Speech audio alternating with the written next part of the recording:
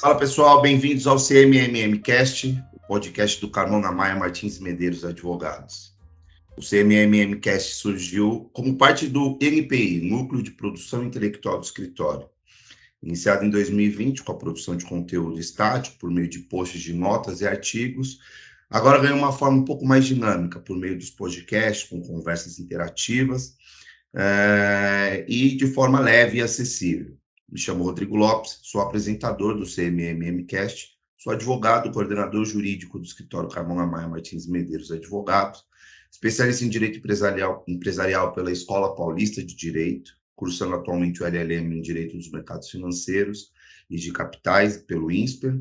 Sou membro efetivo da Comissão de Direito do Mercado Financeiro do IBRADEMP, do Instituto Brasileiro de Direito Empresarial. Sou sacerdote de Umbanda e fui membro efetivo da Comissão de Direito e Liberdade Religiosa da OAB de São Paulo, no biênio de 2017 e 2019. No episódio de hoje, nós entrevistaremos o mestre doutor Irapuan Santana. Vou fazer uma apresentação dele aqui. A bio do cara é bastante grande, vai até cansar, vou pedir licença para tomar uma água aqui. O nosso episódio de hoje, antes até de passar para essa apresentação, que aí já também vou falar das meninas, é falar sobre igualdade racial. Esse episódio é um episódio especial em parceria com o Comitê de Responsabilidade Social do Escritório Carmona Maia Martins Medeiros.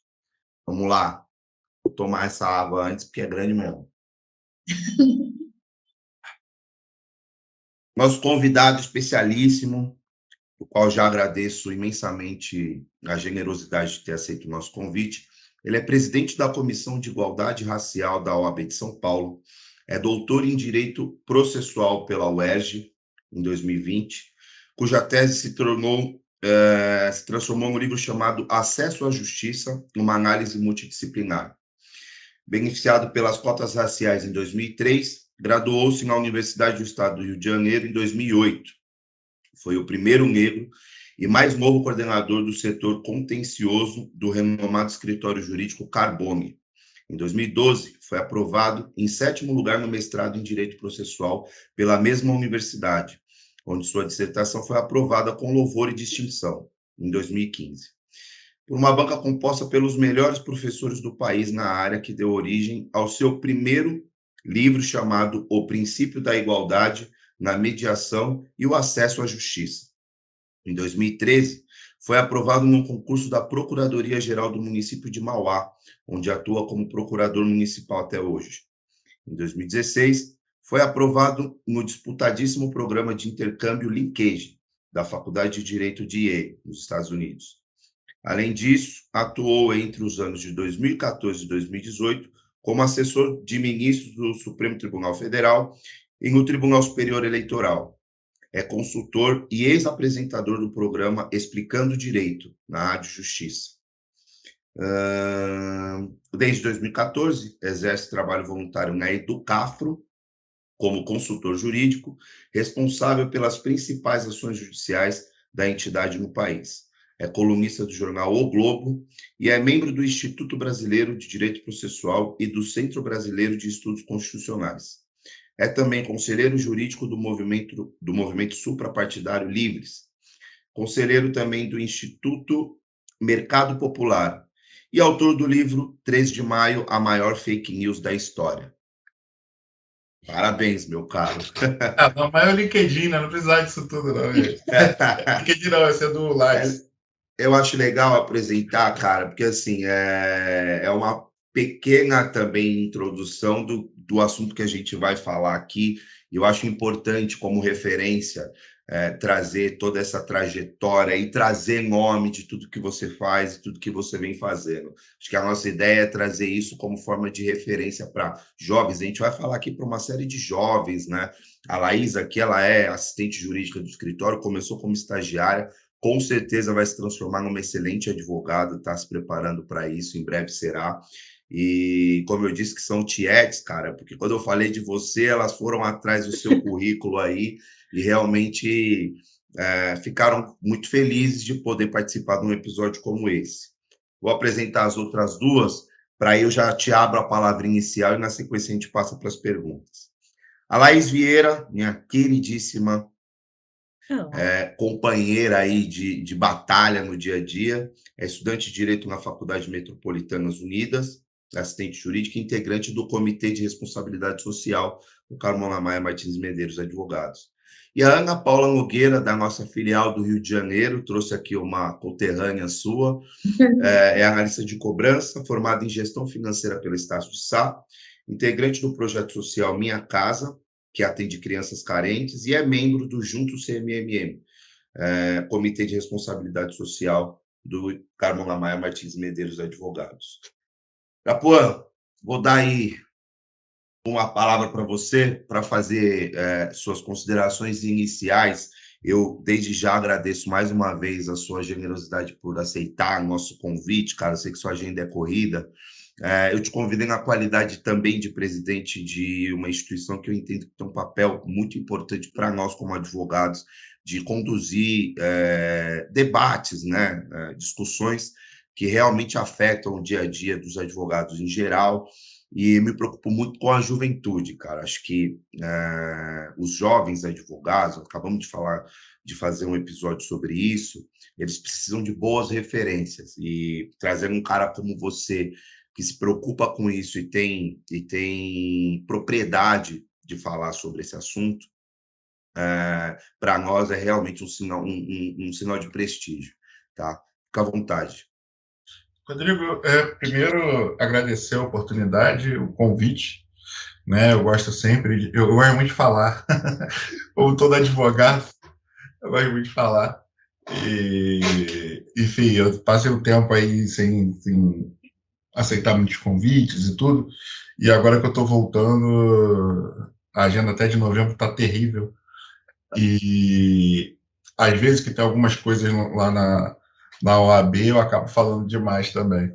E acho que foi semana passada, eu tive um evento e eram com 3 pessoas, eu e mais 2 pessoas. As 2 pessoas faltaram. E aí as pessoas da organização ficaram assim, cara, e agora? O que a gente vai fazer? Eu falei, relaxa que eu falo muito, vai dar certo. E foi isso. Então eu acho que um dos passos que a gente tem é de trazer o diálogo, né? É de disseminar boas ideias ou algumas ideias diferentes que a gente tenha. E, enfim, tudo que eu puder fazer nesse sentido, eu vou fazer. Né? Então, eu realmente fico muito honrado de estar falando para um escritório tão grande, né? Tão referência, né? Nas suas atuações, falar com a minha conterrânea, né? Então, já é um negócio interestadual aqui. E, enfim, tirando o que eu gosto de dizer assim, de primeira, é que o Rodrigo, vocês ouviram aí uns 10 minutos dele falando da minha introdução lá no currículo Lattes, só que assim, isso é só parte da história, isso é só o que a gente ganhou, né? Para além disso, dessas vitórias que a gente escolheu, que eu preciso atualizar, inclusive, para além dessas vitórias, a gente tem, para cada vitória, a gente tem 10 derrotas, né? Inclusive, esse ano eu cheguei a publicar um artigo no Globo que era o currículo das derrotas, que era falando isso, né? E não foi uma ideia minha, obviamente. Eu não quero inventar a roda. O que eu quero é tentar disseminar algum conhecimento que eu ache que seja interessante, né? Então, isso foi um experimento que um neurocientista fez, um psicólogo fez com base num estudo neurocientífico e que trouxe um efeito ao seu redor muito bacana. Então, foi um professor de Princeton, se eu não me engano, que, assim, o cara é professor de Princeton, sabe? Tipo, o cara é... E ele mostrou quantas vezes ele caiu até ele chegar onde ele está. E eu achei bacana fazer isso, porque tanto para fora quanto para dentro, porque muitas vezes eu paro e penso assim, pô, não, eu sou Irapuã, eu sempre foco no próximo passo. Então foi bacana escrever isso para ver tudo, processar tudo que eu passei. E é legal também para quem vê de fora, porque eu fico muito surpreso ainda quando às vezes as pessoas falam assim, nossa, o Irapuã faz piada, não sei o quê. Eu fico, velho, Normalmente eu sou bobo, né? Na hora do trabalho é outra coisa. E é bacana para mostrar esse outro lado, porque eu sou relativamente novo, estou com 36 anos, tenho esse currículo que já é pesadinho, mas muita coisa já aconteceu, assim, não foi do nada. Né? Então, às vezes a pessoa olha, né? A gente está numa sociedade de rede social, internet, que é muito imediatista, e fala assim, pô, eu já escutei isso, eu tô com 25 anos e tô pobre, pô, não consegui nada ainda, você já é doutor com 36. Eu falo, bicho, com 25 anos eu não pagava imposto de renda, eu era isento, já era advogado, mas e não tinha mais nada. Né? Então, assim, você vai investindo e uma hora acontece. Né? Então, eu nem sei por que eu entrei por esse caminho, mas acho que foi porque você falou do negócio do jovem, né? Uhum. E aí, geralmente, eu falo para as pessoas assim, cara, tenham paciência e persistência, né? Eu acho que é esse o primeiro ponto, assim, que eu gostaria de trazer, porque é difícil pra caramba, né? A gente vai falar sobre igualdade racial e é muito mais difícil pra gente, assim, muito mais difícil. Né? É difícil para quem é pobre, para quem é preto e pobre também é difícil, e para quem é preto e rico também, porque você não deixa de ser preto. Né? Então você tem outras dificuldades que eu falo, né, de outros graus de vulnerabilidade, e a gente tem que olhar para isso e tem que disseminar esse discurso, né, de que, cara, não é pronto, não é fácil, e, infelizmente, o sistema é esse, a gente tem que batalhar, né? Então, no meio do caminho aí, a gente disseca essa parte. Perfeito, cara. Bom, as meninas separaram aqui, essas perguntas eu dei total liberdade para que elas separassem por meio do comitê, até para trazer a maior legitimidade possível para essa discussão, para essa conversa nossa. Que discussão não, para esse bom papo nosso.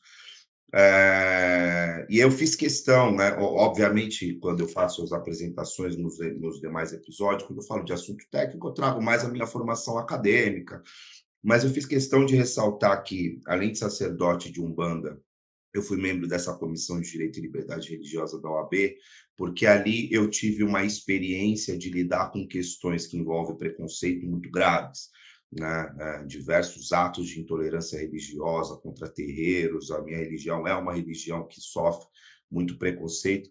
Mesmo sendo branco, cara, eu passo pelo preconceito da religião. Né? Não é fácil falar, eu sou um bandista, você é macumbeiro e etc.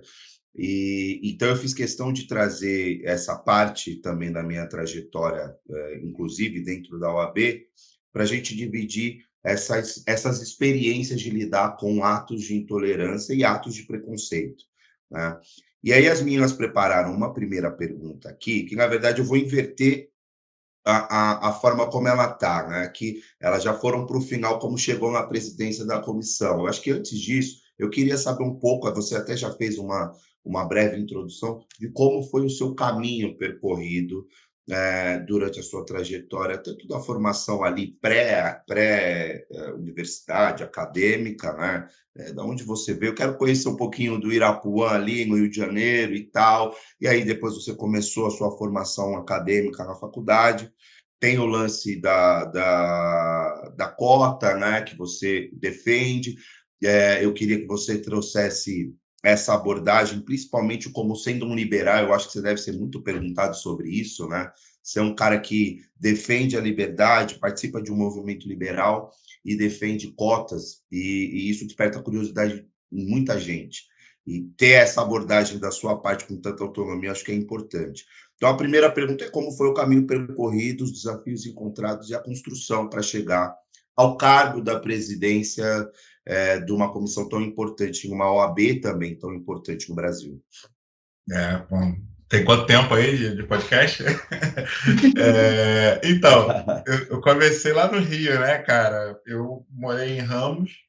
Ana, de onde que você é? Eu sou de São Gonçalo, né? São Gonçalo não é Rio, né? Você vai começar a falar que é Niterói. Ó, eu vou falar, eu já tô indo na canela da Ana, porque São Gonçalo tem uma rixa com Maricá, e eu morei muito tempo em Maricá também. Né? Muito. E aí, São Gonçalo e Maricá é um negócio assim, tipo Vasco e Flamengo, Literalmente. Portela e Império Serrano, é um negócio assim. Agora, para vocês aqui de São Paulo, Palmeiras e Corinthians. Né? Você não pode nem andar de verde. Não, Itaquera, você não pode andar de preto e branco. Apesar assim, tem uma rixa grande e você acaba observando que a galera de São Gonçalo frequenta Maricá. Sim, normal, mas aí é outro ponto que a gente não pode publicar. É outro esquema. Mas, e o Eduardo Paes também, né? Maricá ficou famosa pela ligação que o Eduardo Paes fez para o Lula, né? Falando do sítio de Atibaia, enfim. Então, eu nasci em Ramos, que a família da minha mãe é de Ramos, aí eu passei por Madureira, Piedade, e aí depois a gente não tinha mais dinheiro para ficar na capital. Essa parte toda é do subúrbio, né? Que aqui Só o ponto vocês chamam de Quebrada. Hã? O ponto histórico, né? A gente tem o Cacique de Ramos, né? Viaduto de Madureira, uma referência. E aí depois eu fui para Maricá, né? E foi onde eu fui para Maricá com uns 12, 13 anos, mais ou menos. E aí foi quando eu comecei mesmo a estudar, de fato, né? Ter um pouquinho mais de consciência, assim. E eu queria ser militar na época, eu queria ser piloto da aeronáutica. E eu acabei sendo reprovado no exame de vista, né? Os óculos aqui, mas eu descobri no dia que eu fui fazer o exame de vista. E eu tinha meio grau de miopia na época, e a gente, no edital, falava que podia até 1 grau de miopia. Eu cheguei a fazer um recurso administrativo lá, juntando, né, falando que eu estava dentro do padrão e tal, mas ele foi negado. E aí depois eu não sabia o que eu ia fazer da vida. E aí, Rodrigo, é onde a nossa história pode se tocar um pouco. Eu sou do candomblé. Né? Minha mãe é do candomblé desde sempre. Assim, ela vira com santo desde a década de 70. Então, eu sou de 86, vocês podem ter uma noção de que desde a barriga da minha mãe eu era tratado e tal. E na época eu não tinha a menor ideia do que eu ia fazer. E aí, assim, como eu falei, desde sempre eu estou dentro do santo. E aí o santo daqui de casa virou, né, a Dona Maria, e ela falou, olha, você tem alguns caminhos, né, na sua vida, e onde você pode se dar melhor é na advocacia. Óbvio que ela não falou assim, né, gente? Mas só para tentar traduzir. E, cara, eu odiava pensar em direito, eu não sei por quê, porque na formação de militar era matemática, química e física o meu negócio. Né? Então, assim, pensar em lei, decorar, aquela coisa toda que a gente pensa do lado de fora, né? Uhum. E eu falo, só que, cara, quando o santo fala, pula, eu pergunto quantos metros. Eu não entro em discussão. E aí eu falei, beleza, então vamos fazer vestibular para o direito. E aí eu fiz o vestibular para o direito, mudei completamente a minha linha de raciocínio, né? Acabei indo melhor em matemática, química e física, mas a segunda fase é porque, assim, para vocês que são mais novos, na época o Enem estava começando, então, assim, não eram todas as universidades que aceitavam e tal. Então, eu fiz vestibular antigo mesmo. E aí tinha a segunda fase, eu não sei nem como é que é o Enem agora, mas a primeira fase você fazia todas as matérias, a segunda fase eram questões específicas de acordo com a cadeira que você ia seguir. E aí eu fui estudar história, filosofia não, literatura, enfim. E aí eu passei para direito na UERJ, por cota. Assim, na época eu nem fazia muita gente também pergunta, né, se tinha discussão sobre cotas, se tinha isso, tinha aquilo. Cara, tinha, a grande maioria que se disseminava era contra, mas assim, eu sinceramente eu sempre fui muito pragmático. Então, pô, tem cota para preto, eu sou preto, então vou fazer. E não tô nem aí. Era basicamente isso. Mas eu tinha já uma coisa assim, tipo, pô, não faz muito sentido você fazer, botar cota, meio que, tipo, falar da capacidade do negro e tal. Esse que continua sendo uma das oposições, né? A gente está falando de 2003 na época, a gente está em 2022, né? Passados 20 anos, a gente continua com esse tipo de argumento contrário. Mas eu realmente não ligava muito. Mas, enfim. E aí eu acabei entrando na faculdade, entrei, sei lá, tinha um mês, 2 meses de aula já, foi numa repescagem. E aí, cara, foi terrível o primeiro semestre. Assim, o primeiro ano inteiro foi terrível. Porque muda muito. Eu sempre tive muita ideia de, cara, perguntou qual é a cor qual é a cor da jaqueta da Ana. Aí eu vou falar, é branca. Era assim que eu respondia. Só que lá na UERJ não era assim. Você tinha que falar da origem das vestimentas das pessoas e por que surgiu. E aí, a partir daí, quando que inventaram a jaqueta? E aí, depois de falar das cores, sabe um negócio assim? E eu falava branca. Bicho, eu tomava 0. Simples assim. Então, no primeiro ano, eu reprovei em 2 matérias. Eu reprovei em História do Direito e reprovei em Direito Civil 2. Direito Civil 2 travava um monte de matéria no meio do caminho. Então, para eu me formar no tempo devido, às vezes eu ia de manhã e à noite para tentar ir ajustando. Mas, enfim, no meio do semestre não, no meio da faculdade, lá no quinto período, eu pensei assim, cara, cheguei aqui na metade, acho que não tem muito mais como voltar, né? Então, vamos para frente, vamos que vamos. E aí que eu fui procurar emprego, né? Fui procurar estágio e eu imprimi um currículo que eu fiz na época e fui na Xerox, tirei, sei lá, tirei umas 50 cópias e fui para o centro do Rio e eu batia de prédio em prédio perguntando para o porteiro se tinha escritório de advocacia lá na Rio Branco, Ana. E aí tinha escritório de advocacia. Aí eu perguntava quais andares e eu passava de andar em andar entregando currículo. Aí, assim, fiquei uma semana fazendo isso. Eu não tinha nem terno na época. E aí eu fui chamado. No último dia, eu cheguei no escritório Carbone. E eu perguntei se tinha, eu só tinha um currículo, e entreguei lá. E aí, na semana seguinte, eles me chamaram. Aí eu falei, pai, eu não tenho terno, o que a gente faz? Ele falou, não tenho dinheiro para comprar um terno para você. E aí, um amigo nosso, que tinha uma ótica na época, ele comprou meu primeiro terno. E o terno era tão bom, gente, que ele era preto, mas ele ficou vermelho do sol, né, do Rio de Janeiro. Ele queimou a ponto de ficar vermelho. Esse era o terno top que a gente tinha. E era um só, tá? Então, assim, aí eu consegui esse emprego lá e tal, foi muito bacana. Aprendi muito, foi onde eu comecei a gostar de processo civil. E através dali eu fui continuando. Só que a questão é que, assim, eu ganhava pouco. Então eu falava, cara, preciso de concurso, preciso expandir. E foi quando eu comecei também a estudar para concurso. E na época da faculdade, eu comecei a estudar processo civil porque tinha um professor que você tinha que estudar 50 livros para tirar 7 na prova dele. Aí, tipo, de tanto estudar, eu acabei gostando de processo civil e a partir dali eu comecei a me destacar mais dentro da minha sala na faculdade. E aí eu fui tentando, fui estudando, fui fazendo as coisas. Foi quando eu fiz um concurso, eu fiz um monte de concurso, passei, fui reprovado, fui aprovado e classificado, fui aprovado e não classificado, enfim, até que eu consegui esse concurso da Procuradoria de Mauá, que eu acho que eu fiz em 2011 ou 2012 e entrei em 2013. Só que nesse meio tempo eu também falei assim, cara, não tá dando certo esse negócio de concurso, preciso pensar em outra coisa. E aí que eu pensei em fazer o mestrado, e aí eu fiz em 2012, entrei em 2000.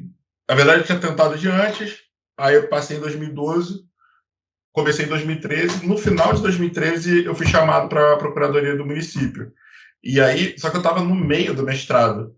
Então, o que eu fazia? Durante a semana, de segunda a quinta, eu ficava aqui em São Paulo, e aí, quinta-noite, eu voltava para o Rio, ficava sexta-feira o dia inteiro na UERJ, no mestrado, porque assim, eu consegui matar todas as matérias durante a semana, conversando com os professores, mas sexta-feira os professores fizeram questão de eu ir, então eu fazia essa coisa. Aí, de domingo à noite, eu voltava para cá de ônibus.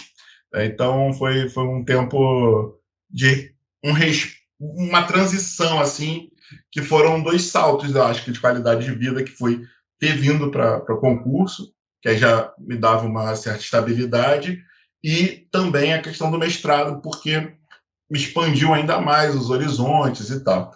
E aí depois, em 2014, abriu uma vaga no gabinete do ministro Fux, e um amigo meu indicou, eu conversei com o ministro e tal, ele aceitou, aí em maio, eu fui para Brasília, e aí eu fiquei lá até 2018.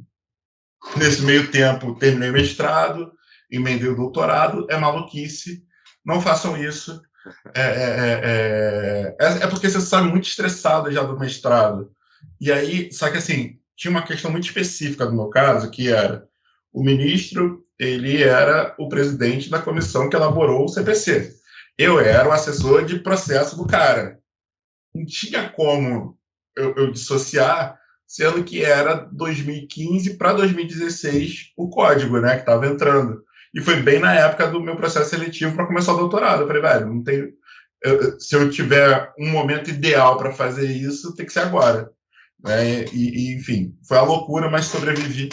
E aí, em 2020, eu defendi a minha tese com muito custo e passei, graças a Deus. E aí, em 2018, eu voltei para São Paulo e eu comecei a trabalhar mais diretamente com a Educafro, que até então a gente não pode advogar, né, sendo assessor.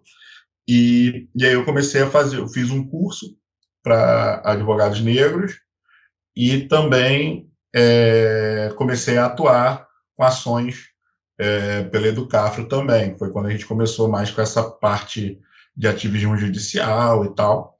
E aí foi isso. Aí foi com base mais ou menos nisso tudo que o pessoal da Patrícia, do Léo, vieram conversar comigo no ano passado sobre a possibilidade de eu entrar na chapa. E era um negócio que eu não. Na verdade, eu gosto de falar de política, mas eu não curto muito pedir voto. Assim, é um negócio que não é a minha cara. Eu gosto de contribuir com a política, assim, conversando, pensando em política pública e tal, mas não pedindo voto.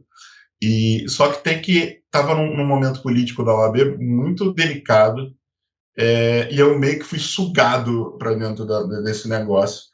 E aí eu tive que escolher um lado, e eu acabei escolhendo o lado campeão, graças a Deus. E aí eles me ofereceram essa oportunidade lá na Comissão de Igualdade Racial, que está sendo a nossa primeira oportunidade assim de fazer esse trabalho de gestão, que é extremamente difícil. É de longe o meu trabalho mais difícil e é gratuito. Mas está sendo uma experiência bem bacana. E nesse meio tempo também eu comecei a me aproximar do pessoal do Livres, principalmente depois que foi assim, enquanto eles estavam ainda no PSL, então foi em 2017 mais ou menos, e quando eles saíram do PSL por causa da entrada do Bolsonaro, porque o Bolsonaro na época ele estava sem partido, e aí o presidente do partido ofereceu pro Bolsonaro entrar nas costas do próprio filho, assim, foi um negócio surreal. E aí, quando o Bolsonaro entrou, todo mundo que estava fazendo esse projeto de renovação do PSL saiu e montou esse movimento suprapartidário. Mas foi mais ou menos a mesma coisa que o pessoal do Educafro fez comigo. Pedia para falar um não sei o quê, me convidava para fazer não sei o que lá e tal. Aí quando eu vi, tu já não está dentro? Sabe? Um negócio assim. E aí foi quando foi no aniversário meu até, que eles me contrataram como advogado deles, e eu ainda nem estava dentro da associação, assim, mas já era parceiro e tudo. E aí eu tive essa virada um pouco de chavinha da questão política em 2014, 2015, mais ou menos, que era que eu tirei um pouco aquela coisa da demonização do liberal malvadão e tal, que é disseminada. E aí eu comecei a estudar um pouco mais né, os clássicos e tudo. E aí eu vi que era possível você ser liberal e ter sensibilidade social, e que, na verdade, essa era a origem do liberalismo, né?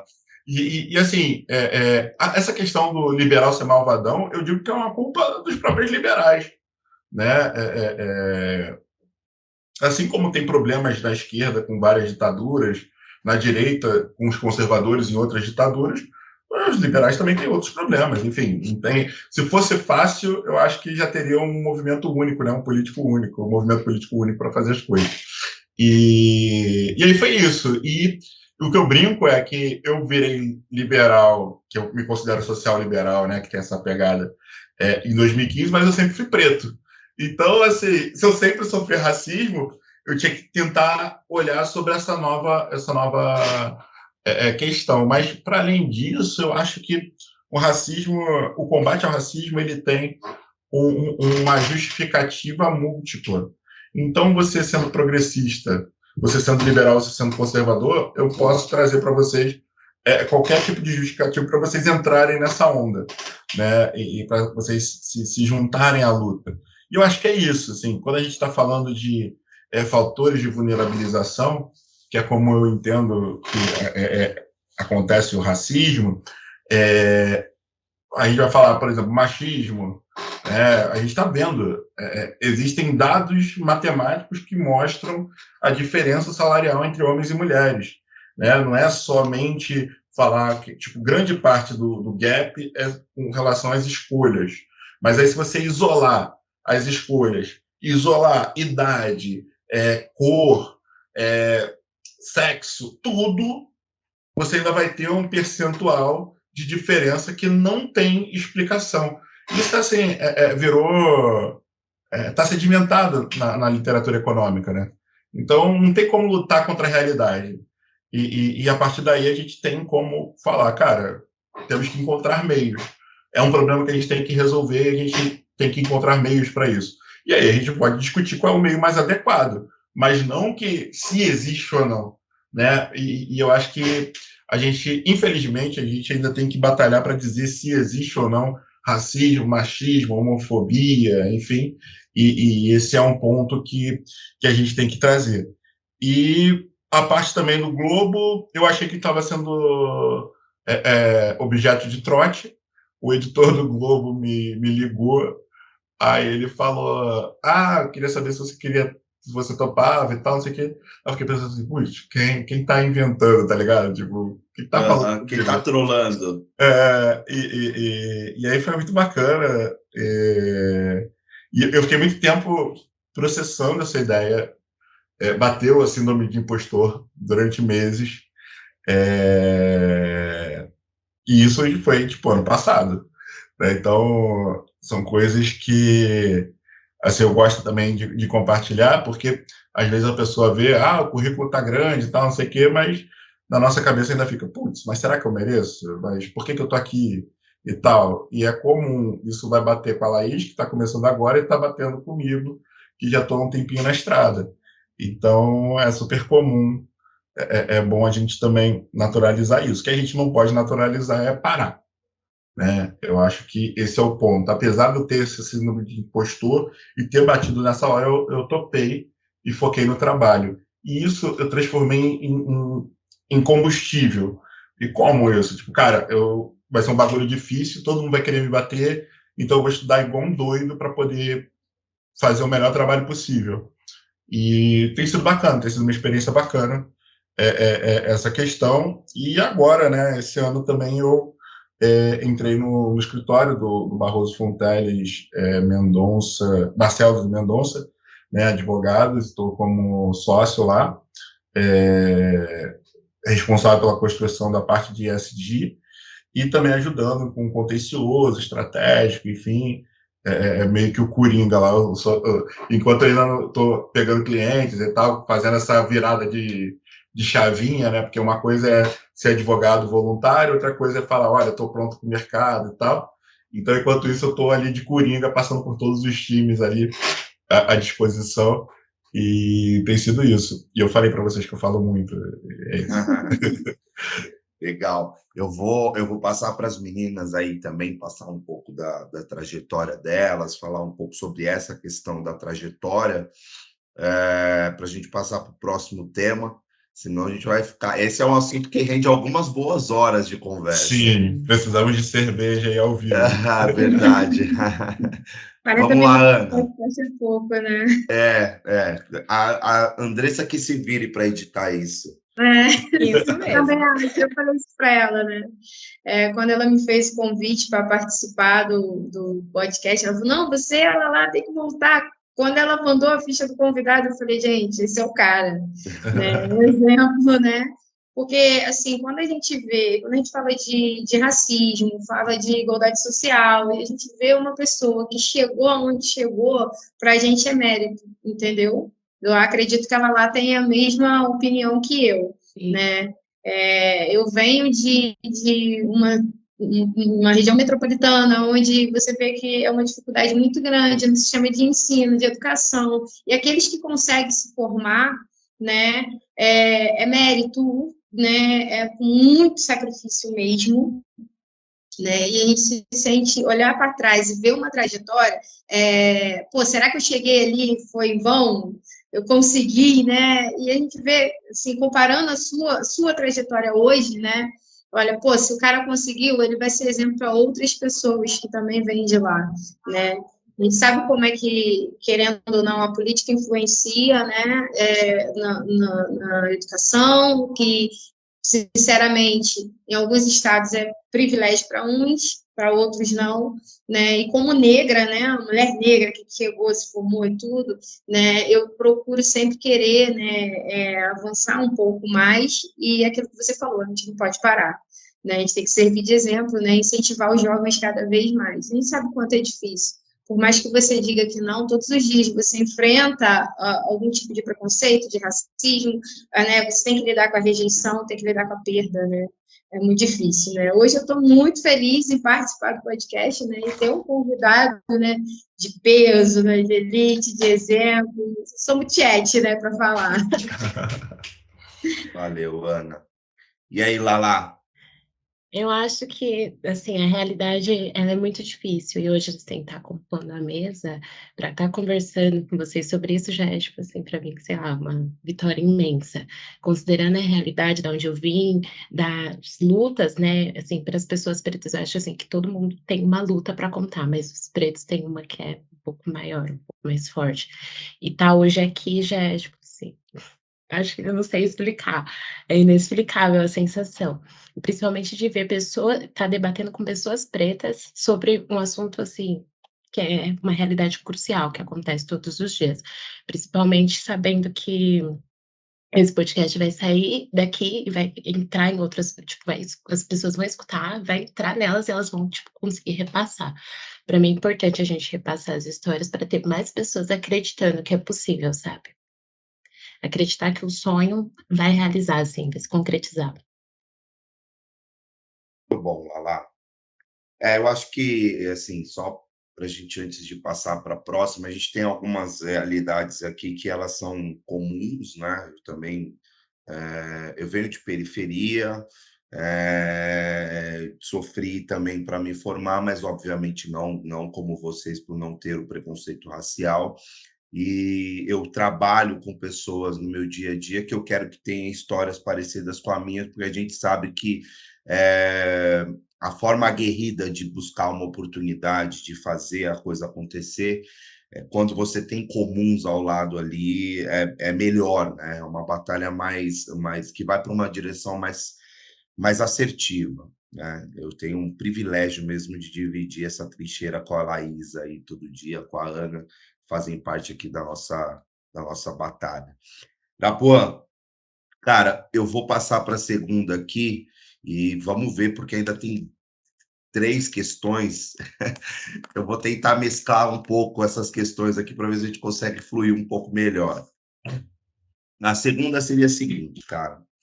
A forma que as organizações privadas utilizam do discurso de meritocracia para esconder o racismo estrutural e velado dentro das instituições, bem como para manter a desigualdade social e racial, é uma forma de ser omisso com a sociedade como um todo. Diante desse desafio, na sua visão, qual você entende que seja a melhor maneira das organizações privadas combater essa questão de desigualdade e se posicionar quanto a isso, como instituição, né? Não, isso aí eu consigo ser mais rápido, gente. Boa. Então, primeiro que eu acho que, assim, vamos fazer em duas partes a questão da meritocracia. Eu acho que a meritocracia, se fosse seguida por todo mundo, era ok, porque não faz sentido eu me esforçar mais do que o Rodrigo e a gente ganhar a mesma coisa, né? Eu produzir mais riqueza, gerar mais lucro para a empresa e a gente ganhar a mesma coisa. Esse é um ponto. O problema é que a gente não tem meritocracia, né? Essa é a questão. E isso eu vi muito lá no INSPER, Rodrigo. Teve uma aula que a gente fez, eu não vou especificar muito, senão vai ficar meio na cara, mas assim, eu voltei revoltado. Eu voltei revoltadíssimo, assim, e aí eu ia escrever sobre uma outra coisa no Globo, e eu escrevi sobre meritocracia, porque foi um negócio, assim, que a pessoa que estava falando, ela era evidentemente completamente despreparada para estar no cargo que ela estava. E, obviamente, que na época ela estava ganhando mais do que eu. E, assim, ela não tinha, sei lá, metade do preparo. Eu fiquei assim, cara, não faz sentido. Porque quando a gente vai falar sobre cota, sobre processo seletivo exclusivo, a pessoa fala assim, não é cor, é capacidade. Cara, a pessoa não sabia falar o português direito. E eu fiquei assim, para preto exige capacitação, para branco é um quem indica, né? Então, assim, não tem. O problema não é a meritocracia em si, é não aplicar a mesma regra para todo mundo. E aí tem um amigo meu que fala: o problema do Brasil não é democracia, é falta de republicanismo. As pessoas não são iguais. Então, assim, quando a gente vai falar sobre meritocracia, é você subir um muro para entrar no mercado de trabalho. O problema é que tem gente que sabe que existe uma portinha escondida, sabe onde ela está e sabe a senha para passar por ela. Esse é o problema da meritocracia no Brasil. Ela não existe. Na prática, ela não existe. Né? A gente vê isso muito, por exemplo, com exigência de inglês. Né? Estou exigindo inglês para o cargo de estagiário, que nunca vai falar com o cliente. Mano, não faz sentido. Né? Então, esse é o meu problema com a meritocracia em si. Porque, assim, normal, por exemplo, sei lá, Olimpíadas, vence quem se preparou melhor, né? Quem teve o mérito de chegar primeiro na linha de chegada. É isso. Agora, tem outras coisas também, que aí eu acho que passa por um outro ponto, que muita gente não fala, que às vezes, o mérito não é simplesmente esforço. Né? O mérito é entregar aquilo que eventualmente as pessoas querem. E isso pode ser natural. Né? Então, às vezes, a pessoa pode ganhar muito dinheiro, sei lá, como youtuber, né? Bem no começo. Agora não, agora para você ser youtuber, você tem que fazer vários, dá um trabalho danado. Mas assim, você às vezes só precisa, sei lá, cara, ter um nicho e fazer o bagulho acontecer. Né? Às vezes é um bordão, é uma piada que surge e você explode, tipo aquele negócio do Bora Bill. Bora Bill ganhou funk, o cara do Bora Bill, ele ganhou passagem para ver final de torneio e tal. Assim, não tem um mérito de esforço, mas ele entregou entretenimento, né? Fez muita gente ganhar dinheiro, então ele vai ganhar dinheiro com aquilo também. Tá, beleza, né? É isso. Mas o meu problema para questões formais, né? E aí a gente falando de trabalho específico, você tem que se capacitar e tal. Cara, beleza, você é o que você entrega. O problema é você não ganhar o que você entrega. É você ter essa portinha, esse atalho que é só para certas pessoas. E geralmente essas pessoas têm um ponto fixo, que são as pessoas brancas e ricas, que vão se perpetuando nessa linha, né, dos 1% mais ricos da população. Porque, na verdade, assim, eu acho que o problema é a hipocrisia do discurso. Não é o discurso meritocrático, é a hipocrisia do discurso. E o que fazer, né? Aí era esse o segundo ponto. O que fazer? Cara, eu acho que parte de exigir. A gente está falando de empresa privada. né? E que o Friedman, ele falava que a empresa, a função social da empresa é produzir lucro. E isso não é, tipo, falar em ganância como uma coisa ruim e tal, né? O Adam Smith, ele falava que você não come carne porque o açougueiro é legal. Você come carne porque o açougueiro quer ganhar dinheiro em base nisso. Né? Então, a ideia é essa, né? Saber o interesse das pessoas. E a partir daí você explorar isso e ganhar seu dinheiro. É, já que a empresa está querendo seu dinheiro, faça exigências maiores para essa empresa ter o seu dinheiro. Então, por exemplo, hoje, né, a gente está tendo esse podcast aqui no escritório. O escritório de vocês não é o primeiro que tem um podcast que vai falar sobre questão racial. Mas isso é extremamente recente. Né? Então, assim, por que isso está acontecendo? É uma exigência do mercado. Porque as pessoas estão querendo se ver naquele produto. Então, assim, é uma cadeia, né? Como é uma reação em cadeia, é uma pedra que você joga no lago. O pessoal de fora está querendo comprar um produto, mas, pô, quer um produto para preto. Beleza, a empresa vai começar a olhar para isso. Mas, pô, não é só o produto, eu quero ver preto também mexendo com isso. A empresa vai chegar e vai falar assim, pô, não vou ficar exigindo só isso, eu também vou fazer uma coisa a mais, pô, eu vou exigir que escritórios tenham pretos no seu lugar. E é isso que vai fazendo a engrenagem andar. Né? E assim, isso também não é inventar a roda. Martin Luther King fez isso naquela vez em que a Rosa Parks foi presa por simplesmente não dar lugar para um homem branco. Uhum. Né? Eles fizeram um boicote, né, que é um boicote de Montgomery, em que eles passaram meses sem utilizar os ônibus, e os ônibus tiveram que flexibilizar por conta dessa pressão. Então, cara, é money talks.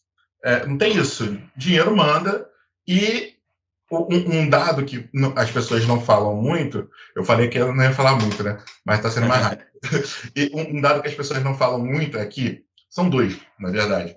O negro brasileiro, ele movimenta mais ou menos 1,7 trilhão ou bilhão. Bilhão.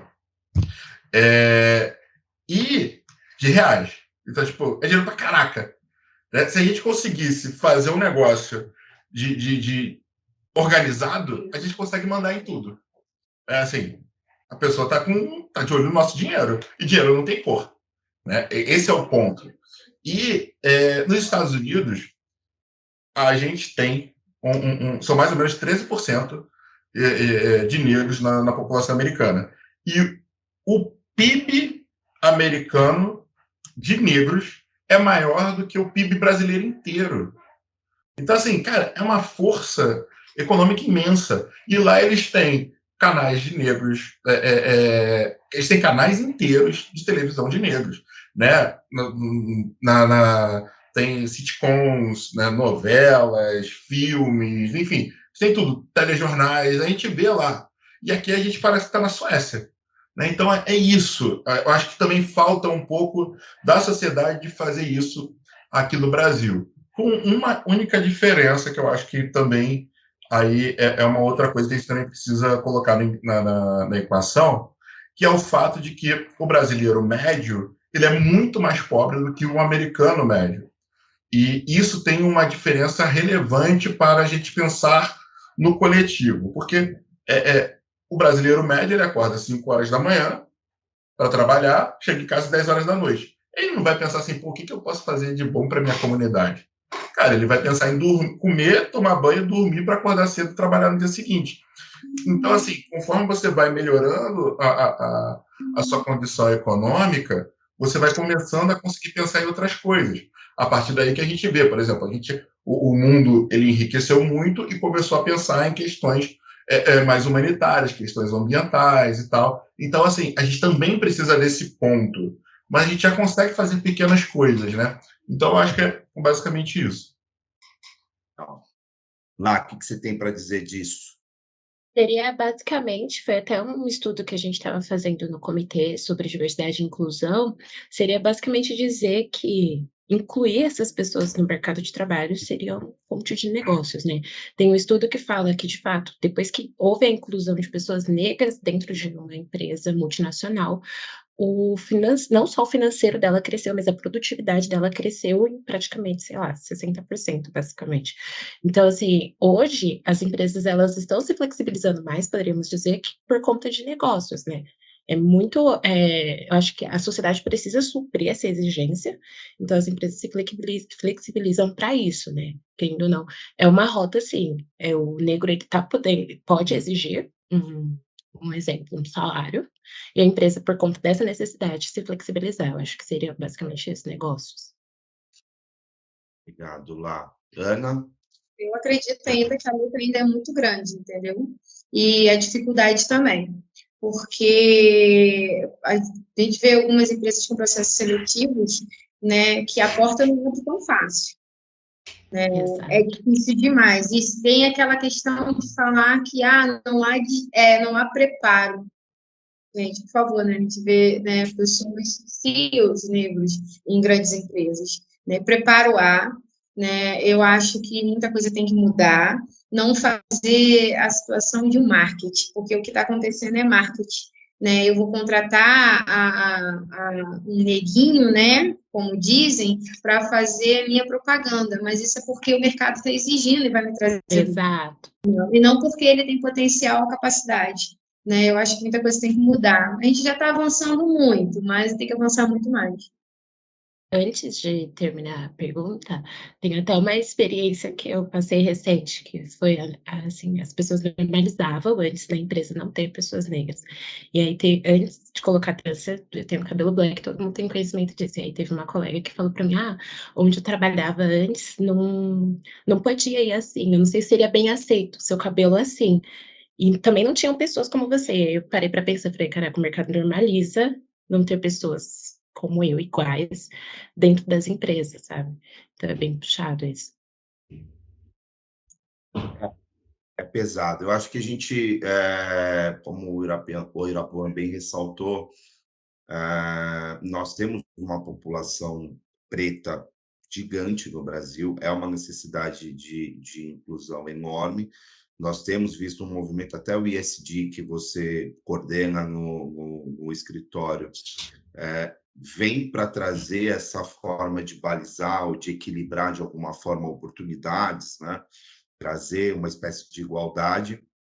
Tem algumas empresas que já bem antes de ser uma imposição de mercado já valoriza o profissional em si como pessoa, como humano, como alguém que está buscando também se desenvolver. Acho que isso eu tenho orgulho de dizer que a gente já há muito tempo já conta com colaboradores independente de cor da pele ou de onde vem, de qual faculdade se formou.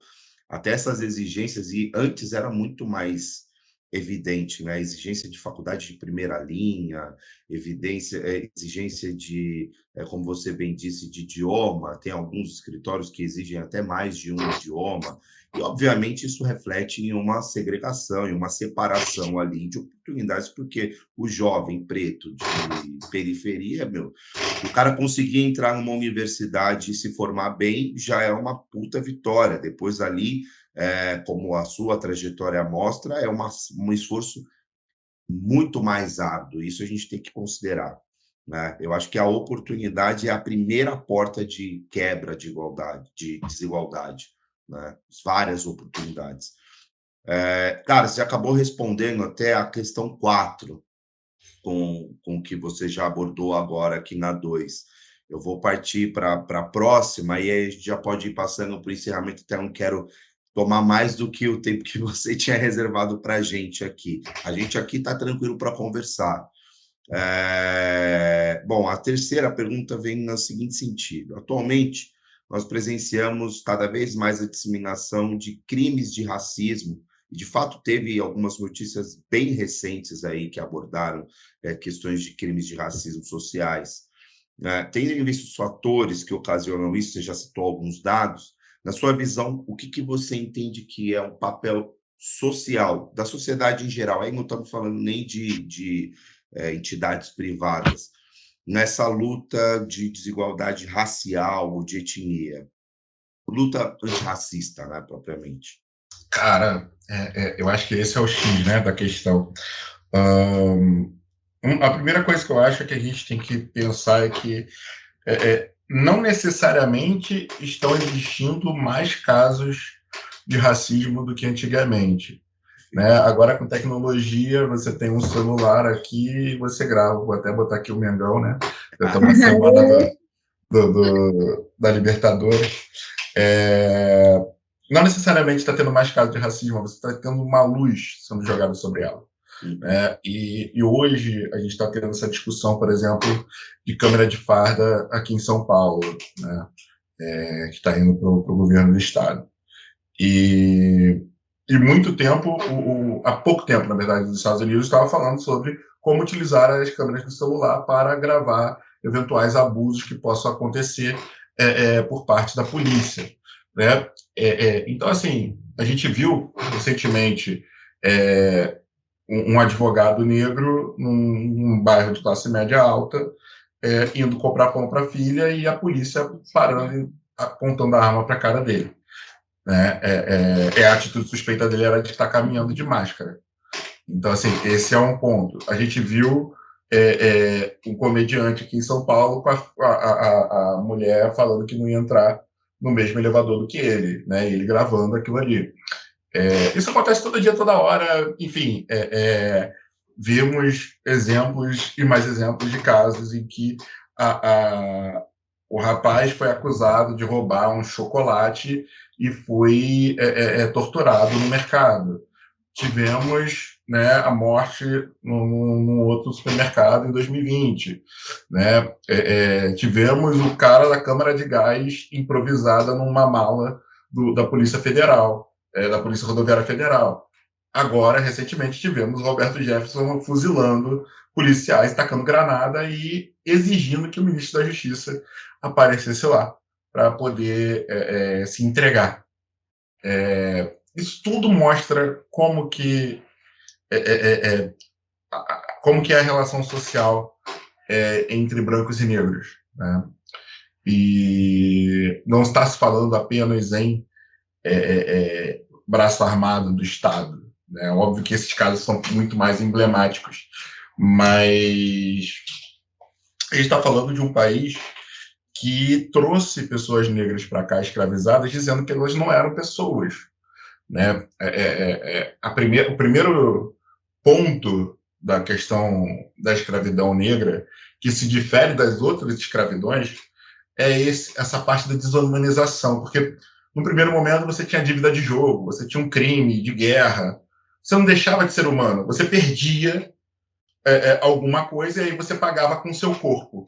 Né? Agora não, agora era uma pessoa que não fez nada para as metrópoles europeias e vinham para cá falando, olha, eles são animais, eles são selvagens e vai ser bom para eles virem conhecer a civilização.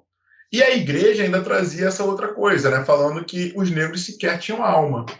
Então você tinha uma justificativa social, tinha uma justificativa religiosa e depois, lá para o século XVIII e XIX, a gente tinha uma justificativa científica.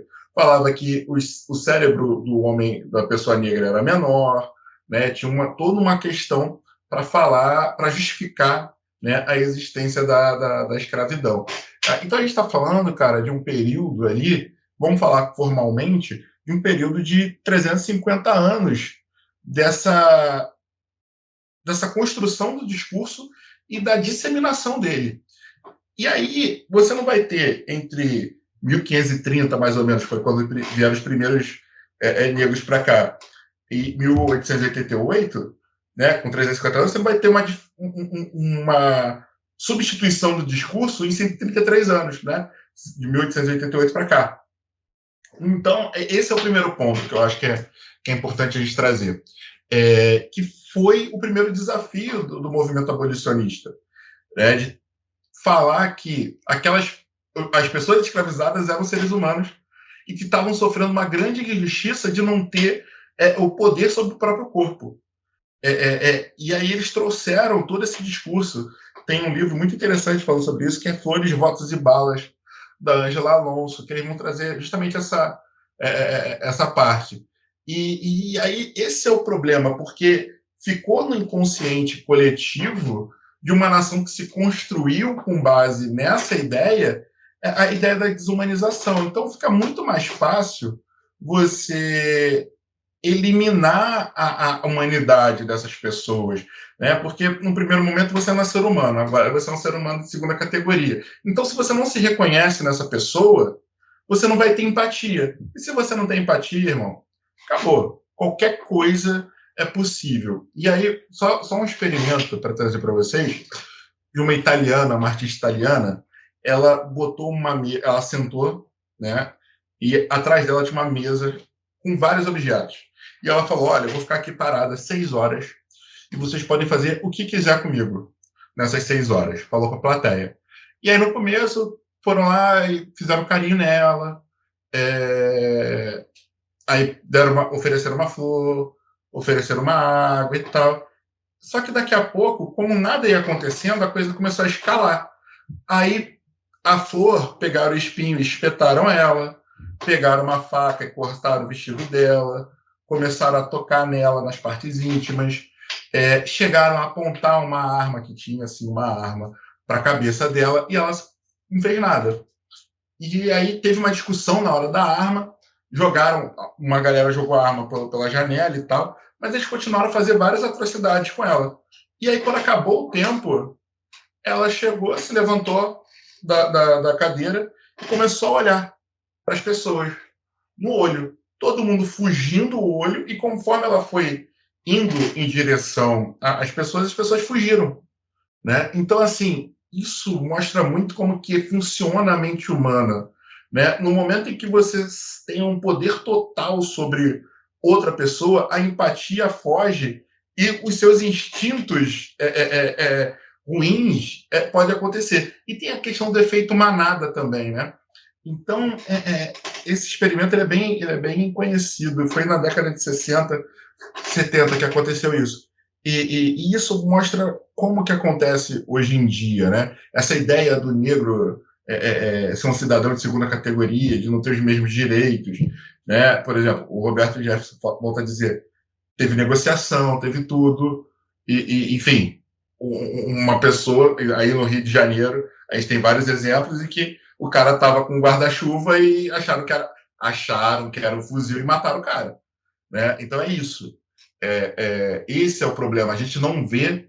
Aí a gente volta a falar, a gente não vê república, né? A gente volta a falar da ideia da meritocracia. A gente não vê devido processo legal, contraditório, ampla defesa para as pessoas negras. A gente vê para as pessoas brancas, né? Aí a gente pode, enfim, trazer uma série de questões, até para falar de prisões em segunda instância, falar que está sendo a favor dos pretos e pobres é uma brincadeira, né? E esse tipo de discurso aqui me deixa muito chateado e muito contrariado, que é utilizar a gente em benefício de pessoas brancas e ricas, né? Mas isso é um outro podcast, um outro bar, que esse tipo de coisa eu não vou ficar também botando meu nome por aí na reta. Mas é isso. E o que a gente pode fazer para transformar isso? Cara, eu acho que são duas coisas. Uma é essa que a gente está fazendo, que é dialogar, conscientizar, trazer outros elementos que a gente vem fazendo e ter um tanto de paciência, né? A Ana falou sobre isso, que a gente ainda falta muito. Cara, o caminho é gigante, com certeza. Mas, assim, é muito melhor hoje em dia do que quando eu comecei, né? Quando comecei, eu fui confundido até com um pastor evangélico, por estar andando de terno no centro da cidade. E, enfim, recentemente, assim, quando eu estava no TSE e no Supremo, eu era motorista do ministro, não era assessor dele, né? Então, porque eu não tinha assessor negro, né? Não tem como também imaginar que eu vou ser assessor. A sociedade vê a gente como serviçais, né? Isso, é exatamente isso. É o costume da coisa. Então, as cotas, elas vêm também para tentar transformar esse tipo de coisa. Ocupação de espaço. E a outra coisa, né, que a Andressa, tanto com a Ana falou, Andressa não, a Laís falou, que a Ana também trouxe, que é essa coisa da imposição e, tô pensando no lucro. Beleza, então faz. Porque às vezes, porque normalmente nem pelo lucro as pessoas fazem. A gente tem alguns dados aí, por exemplo, de produtos para negros que não tem. E que tem uma grande demanda e as pessoas não olham para isso. Mas esse é um outro ponto. E aí faz. Porque também a psicologia mostra que às vezes você fazendo, mesmo que automaticamente, assim, tipo, não sendo aquele negócio do íntimo, a habitualidade vai acabar sendo introjetada. Né? Então, muitas vezes você vai falar assim, preciso fazer exercício. Eu não gosto de exercício. Mas você vai fazer tanto, você vai acabar introjetando isso. O pessoal fala disso de corrida. Eu nunca gostei de corrida e eu acho que nunca vou gostar. Mas o pessoal fala que no começo é horrível, mas depois é legal. Né? Então, assim, a ideia do combate ao racismo, para quem não se liga muito nisso, pode ser feita desse tipo. E uma outra coisa também que eu acho que é importante é que a diferença entre preconceito e discriminação. Cara, você pode pensar o que quiser de mim, mas tem que me respeitar. Então, assim, uma coisa eu penso que todo preto é vagabundo, mas você não pode externar isso em atitudes. Né? Então, assim, esse ponto, né, essa linha divisória, ela é super importante, porque a partir do momento que ele vai ter que trabalhar com um preto do lado dele, ele vai ter a oportunidade de ver que não é assim. Né? E a partir daí ele vai poder se transformar também. Né? Então, a questão de tornar um hábito, mesmo que seja por dinheiro, eventualmente você vai ter lá, num conselho de administração de 20 caras, não tem como você dizer que não vai ter ninguém machista, racista, homofóbico, enfim, qualquer outra coisa. Mas você tem como colocar a empresa fazendo um negócio que tem que ser feito, que é respeitar. E a partir daí, o cara vai olhar, cara, dinheiro. O meu melhor funcionário é um negão. Entendeu? Esse tipo de coisa, isso, óbvio. A gente está com 132 anos, 133, 134, não sei mais. Mas assim, metade, menos da metade do tempo que a gente passou escravizado. Então, cara, infelizmente, Ana e Laís e Rodrigo, a gente não vai ver essa mudança de passarmos a cidadãos também igualitários. Mas, cara, a mudança já está aí. Óbvio que a gente pode melhorar muito, mas se a gente for passar um pano, um pente fino assim, só na legislação, a gente conseguiu a primeira legislação para coibir o racismo em 1951, né, que foi a Lei Afonso Arinos, que era contravenção.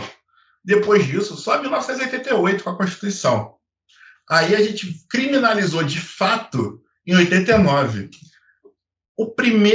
A primeira lei para emancipação da população negra foi em 2010, né, que foi o Estatuto da Igualdade Racial, que é visto como uma norma programática. Né? Então, assim, olha o tanto de tempo que passou para a gente começar a fazer essa transformação.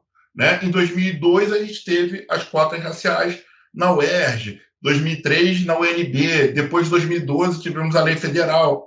É muito recente o negócio. Né? Então, é óbvio que a mudança vai ser muito devagar. Mas, cara, já estamos aí. Eu acho que todo espaço e toda forma de propagar isso tem que ser explorada. Né? Se for comercial, bem, se for por meio do diálogo para conscientização, que seja feito dessa forma. Eu queria até deixar um comentário acerca disso, Irapuã.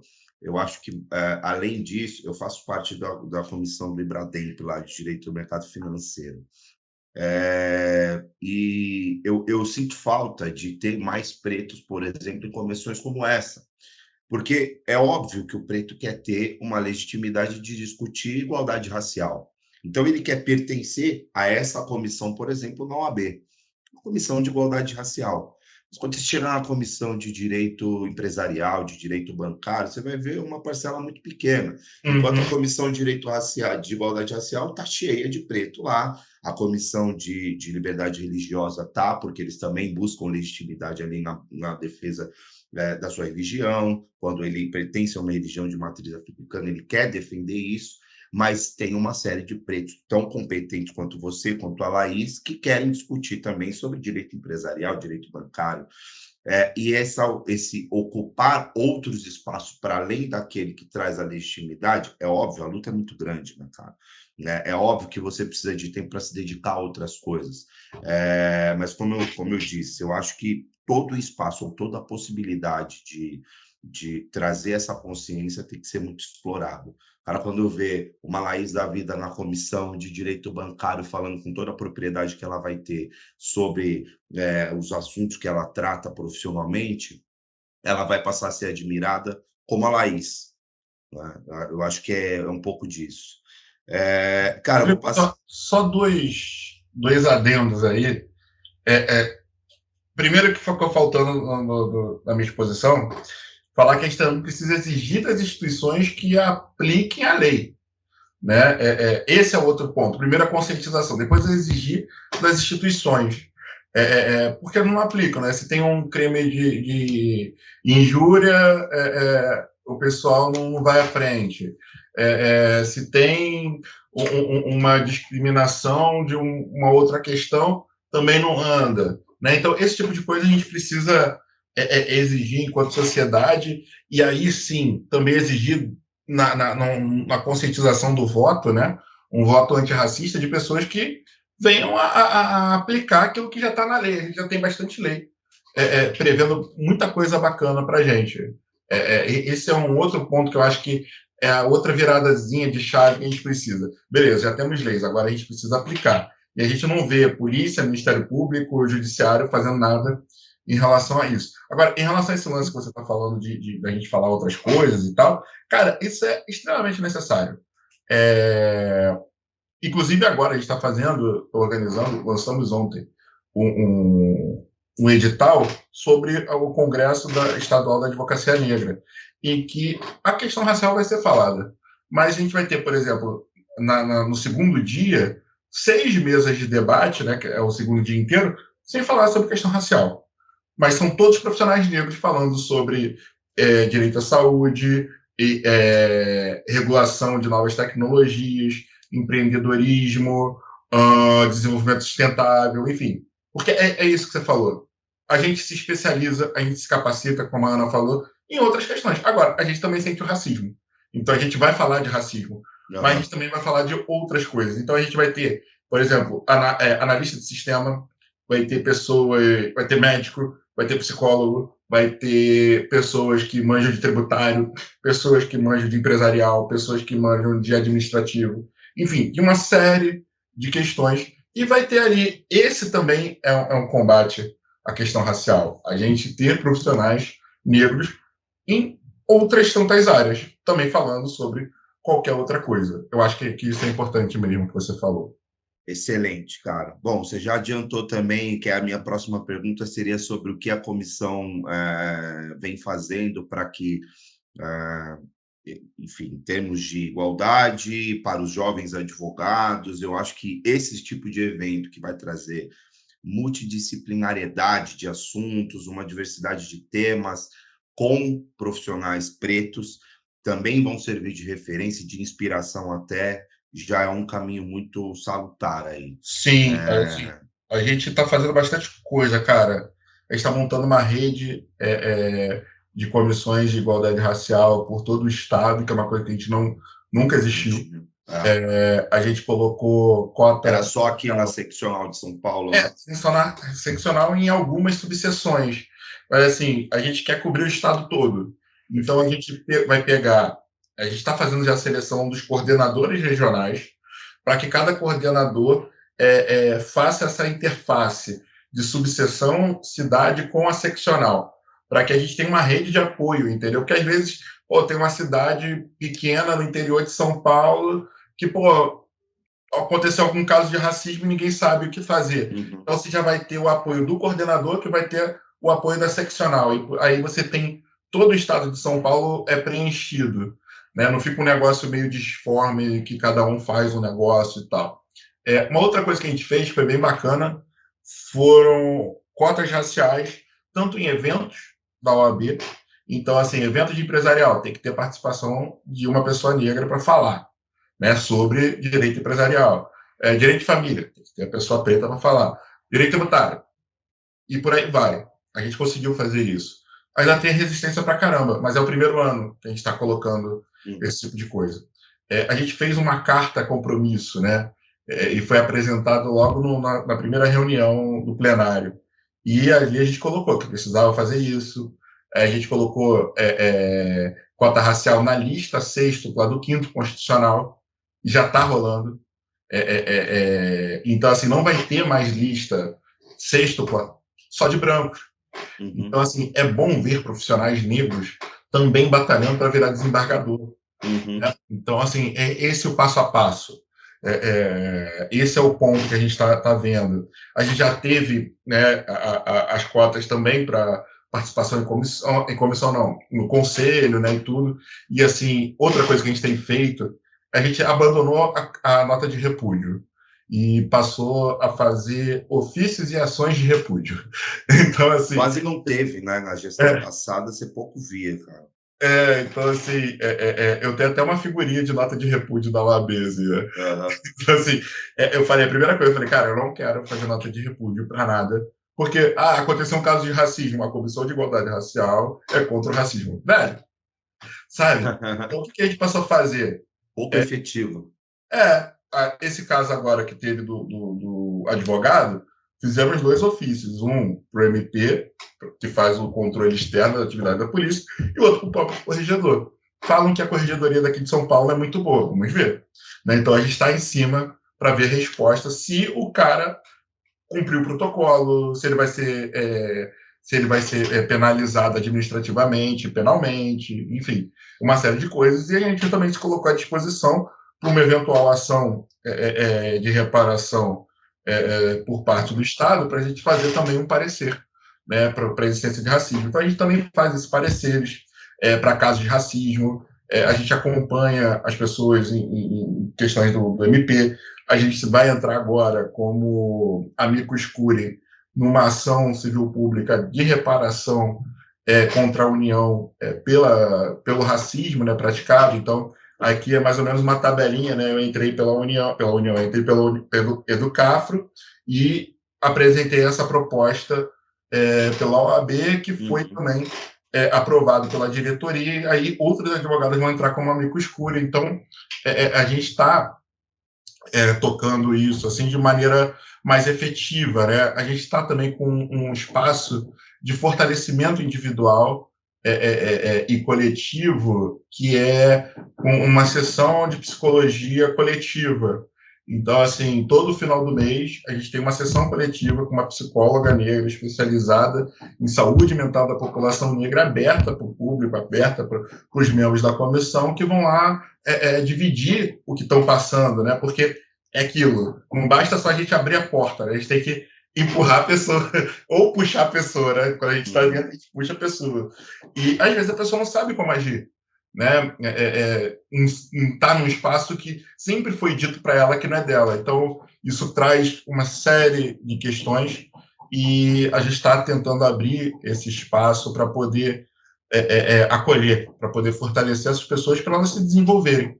Então, a gente está fazendo bastante coisa nesse nosso primeiro ano, e um outro lance que a gente está tentando fazer é institucionalizar. Né?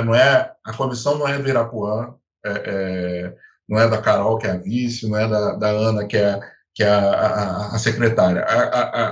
É da gestão, dos advogados e advogadas negras. Então, assim, cara, você está precisando de alguma coisa da comissão, você não precisa do Irapuã estar falando contigo. A comissão vai responder, sabe? Então, esse tipo de coisa, esse tipo de cultura, eu já apanhei pra caramba por causa disso. A gente está tentando fazer essa modificação, porque, cara, aconteceu desse ano eu ficar doente, não poder fazer muita coisa. Então, a comissão precisa andar. Não pode ser uma coisa dependendo de mim. Então, a gente faz eventos também, mas a gente também tem esse olhar de combate no dia a dia e de construção de política dentro da advocacia também. Excelente, cara. Parabéns demais aí pelo trabalho que vocês vêm desenvolvendo. Laís, olha aí, já vai procurar a comissão, você precisa estar lá, participar disso, Ana. É bem interessante de se ver que, assim, a teoria existe, mas agora tem a prática, de fato, acontecendo. Então é bem, assim, sei lá, seria uma coisa imaginável, eu diria, nos tempos passados. Chega junto, Andressa, a gente está precisando de muitas mãos. Trabalho tem sempre. Com certeza, Com com certeza. certeza. E é aquela Pessoal, história. oi, desculpa, Ana. Pois não. É gratificante ver que algo anda, que algo, né, se movimenta, num momento que a gente tem visto tanta falta de empatia, né? Eu sempre falo junto ao comitê e bato muito nessa palavra, né? Empatia. A gente está perdendo muito a noção, né? De ser solidário ao outro, né? E não basta só abrir a porta, tem que puxar ou empurrar. Exato.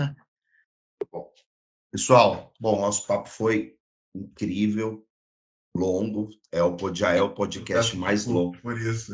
Imagina, cara, muito pelo contrário, quero te agradecer demais por disponibilizar o seu tempo, que eu sei que é caro pra caramba, você tem uma série de outras atribuições aí no dia a dia, mas, pô, eu queria muito falar com você, ouvir da sua parte esse trabalho que você vem fazendo na OAB, ouvir da sua história, com as meninas também, fazendo essa interação para, enfim, isso precisa ser propagado, e por meio desses veículos a gente consegue propagar bastante, né? Divulgar e levar para que mais advogados, mais juristas, mais pessoas que trabalham no mesmo meio que a gente recebam esse banho de incentivo, de motivação. Essa luta precisa continuar, né, cara? Sempre. Eu vou passar para as considerações finais aí também pela ordem, e aí já vou me adiantar aqui na minha fala para passar o Irapuã aí para concluir e encerrar o nosso episódio. Cara, muito obrigado. Conte comigo para o que precisar, no que eu puder ser útil para vocês, pô, estou à disposição, tá? É muito bom falar com você. Espero que a gente tenha outras oportunidades de conversar sobre os mais variados assuntos que a gente com certeza pode conversar. E é isso. Parabéns mesmo pelo trabalho. Continue na luta aí da gente aqui. A Laís com certeza vai já procurar saber como é que ela faz para entrar nessa comissão aí na sequência que a gente terminar aqui. A gente está entrando ali nas comissões da OAB. Acho que é importante a gente participar, né, cara? A OAB é uma instituição que a gente precisa estar perto, vendo tanto o que estão fazendo, como contribuir para o que a advocacia que a gente espera. Não adianta ficar reclamando da instituição ou que deixa de ser feito sem participar daquilo para fazer a mudança. Bom, Ana, suas considerações finais, obrigado. Obrigado por participar com a gente Eu que aqui. agradeço, Rodrigo, agradeço mesmo de coração, agradeço ao presente, né, porque para mim foi um presente muito grande poder falar, poder ouvir, poder aprender, né, poder citar sobre religião, que é um preconceito muito grande entre a religião matriz africana, que são vistas, né, de olhos, né, sem empatias, poder ser exemplo, poder aprender com um exemplo, entendeu? Então, minhas considerações é só agradecer. Agradecer a participação do Irapuã, agradecer esse aprendizado enorme, né? Agradecer a Laís e a oportunidade de, né, cada vez mais, né, falar e bater na tecla. Né? Tenhamos empatias, né, vamos ser solidários, né, e vamos fazer a diferença, né? Excelente. Laís, suas considerações? Para mim é de enorme gratidão estar aqui hoje compondo a mesa com vocês. Foi um belo convite, muito obrigada. Acho que eu aprendi muito, foi uma aula para mim, viu. E pretendo escutar novamente, então muito obrigada e que puder contar com a gente, contar com juntos, a gente está à disposição. Obrigado você, lá. Irapuã, suas considerações mais uma vez, muito obrigado, meu amigo, e parabéns mais uma vez. Gente, eu juro que eu vou ser rápido agora. Estou prometendo isso desde o início. Fica tranquilo, Mas cara, fica à vontade. Para nós aqui é um privilégio, fala o que você quiser. Eu queria agradecer também pelo convite, pelo bate-papo, enfim, trocar ideia, conhecer a Ana, a Laís, o Rodrigo mesmo, enfim. É muito bacana a gente poder trocar essa ideia e aquilo. Eu acho que a gente pode pensar em formas de dialogar com o diferente, né? A gente precisa fazer isso, que eu acho que não faz muito sentido eu falar com a Ana e com a André e com a Laís que o racismo é errado e a gente precisa trabalhar contra. Né? A gente tem que falar com as pessoas que não sentem isso na pele, enfim. E a gente tem justificativas, não só pela empatia, mas até pela ganância ou pelo egoísmo. Né? A gente não tem como se tornar um país desenvolvido deixando metade da população para trás. Eu acho que esse é o grande ponto. Se eu não tiver dinheiro para comprar o seu produto, você também não vai ser tão rico quanto você pode. E esse é o ponto para mim. Obviamente que racismo não é só economia, é muito mais profundo, é muito mais do que isso, mas mostra que a gente precisa ter esse interesse também no desenvolvimento do outro para que a gente possa se desenvolver em conjunto. Eu não preciso gostar da gente, não. É só não encher o nosso saco. Eu acho que é basicamente isso, assim. E, enfim, a gente está aí para trocar essa ideia sempre. Tem as redes sociais, eu falo pra caramba tudo quanto é canto. E está todo mundo convidado também para participar do nosso debate na OAB. Agora, no mês de novembro e dezembro, a gente está construindo bastante coisa. Está construindo esse congresso, a gente está construindo também uma feira de inclusão e empregabilidade. Nos próximos dias, a gente também vai lançar uma coletânea de direito discriminatório. Enfim, estamos correndo pra caramba em tudo quanto é canto. E é isso. Eu acho que não importa muito se você é de esquerda, de centro, de direita, liberal, conservador, progressista. É um problema que afeta todo mundo, não é um problema que afeta só os negros. E a gente precisa trabalhar isso. Então, aguardo e confio que todo mundo está junto com a gente para poder mudar essa situação. Perfeito. Cara, como é que faz para te achar nas redes? É @Irapuã e... O Instagram é @irapuã.santana e o Twitter é @isantanax. São basicamente dois personagens diferentes. Mas o Instagram ele tem uma pegada um pouco mais de exposição de algumas ideias diferentes, algumas coisas que às vezes eu olho e acho que são interessantes, que eu gosto de dividir para tentar furar a bolha, né? Porque eu acho que tá nessas duas canoas de ser liberal e ser do movimento negro, que não era uma coisa de duas canoas diferentes, porque o movimento abolicionista era do Partido Liberal, enfim, mas está nessas duas canoas que fazem a gente ficar em duas bolhas diferentes, e eu acho que é bacana a gente fazer essa interseção. Então, muitas vezes a gente pega algumas coisas, algumas inspirações de economistas liberais e joga o movimento negro daqui para lá e de lá para cá, e é importante a gente fazer esse intercâmbio. Maravilha. A edição aqui, vamos colocar suas redes para o pessoal te procurar. O pessoal que assistiu, que vai ouvir ali no Spotify ou nos veículos, né, de transmissão do podcast, sigam as nossas redes também, @CMMM. Peço aí que divulguem muito esse episódio. Acho que esse episódio tem que chegar para a maior quantidade de pessoas possível, e todas as pessoas, né? Eu acho que essa consciência precisa chegar nos brancos, é o que o Irapuã falou.